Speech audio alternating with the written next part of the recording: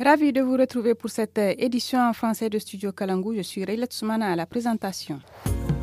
Au sommaire de cette édition du mercredi 30 avril 2025, un réseau de trafiquants de drogue opérant entre le Bénin et le Niger a été démantelé par la police et l'OCRTIS de Gaïa. Les détails dans un instant. L'intersyndicale des travailleurs du Niger se mobilise pour la célébration de la fête du travail demain 1er mai à Niamey. L'Office central pour la répression du trafic illicite des stupéfiants OCRTIS de Gaïa a démantelé un réseau de trafic de drogue.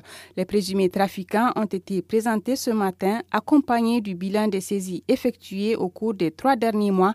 Environ 40 kilos de cannabis et 40 000 comprimés de diazépam. Suivez le commissaire de police Sanoussi Mahaman Kaka, chef de l'antenne OCRTIS de Gaïa, au micro de Fadel Alou.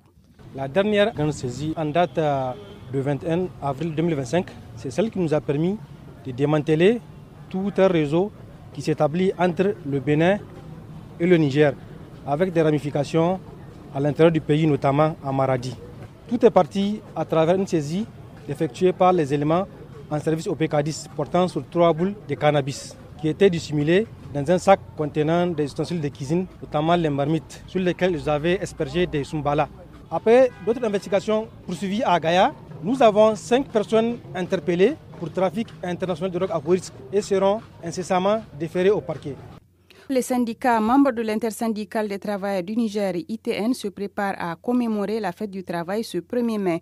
Kiemou Yahaya, secrétaire général de l'Union syndicale progressiste des travailleurs USPT, membre de l'ITN, a partagé les détails des préparatifs au micro de Mokhtar Hamadou. Chaque 1er mai, nous éditons un journal et après le journal, nous avons aussi confectionné des pagnes. Nous allons nous retrouver après le défilé commun qui va se tenir à partir du parage du rond-point église et des ébons jusqu'à la place Toumo. C'est un défilé commun à toutes les centrales membres de l'ITN, c'est-à-dire l'USPT, la CNT, la CGSL et l'ISTN.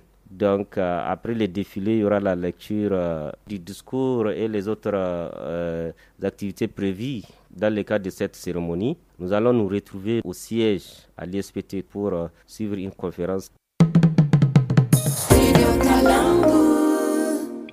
Ce 30 avril marque la journée mondiale de la mobilité et de l'accessibilité consacrée à la sensibilisation pour une société plus inclusive.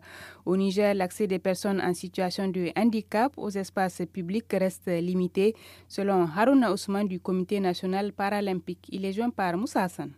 La plupart des infrastructures, que ce soit les bureaux, les infrastructures de sport, de loisirs, elles ne sont pas accessibles aux personnes handicapées. Et quand vous voyez aussi au niveau des routes, pour nos déficients visuels et même pour nous, utilisateurs de fauteuils roulants ou de motos adaptées, la loi voudrait que quand on nous voit, que les gens nous permettent de passer. Mais parfois même la personne déficiente visuelle avec sa canne blanche, la minute que les gens peuvent lui accorder pour passer n'est pas vraiment respectée. C'est frustrant. Nous souhaiterons qu'il y ait une société inclusive. Restons dans l'inclusion en parlant de la fonction de Dogari au Niger, c'est-à-dire garde du corps du chef traditionnel qui était auparavant réservé aux hommes.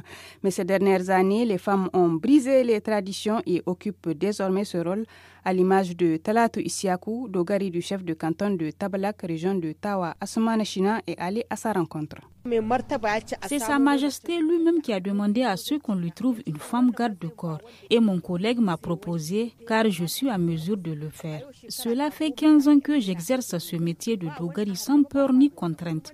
La population me soutient. Être garde de corps ne m'empêche pas d'exercer d'autres activités, car je suis aussi animatrice dans une radio communautaire.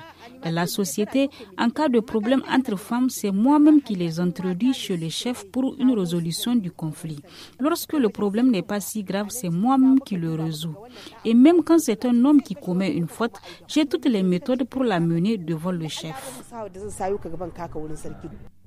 C'est tout pour ce journal en français. Tout de suite, le Tamashek avec Habiba Ahmed. Au revoir.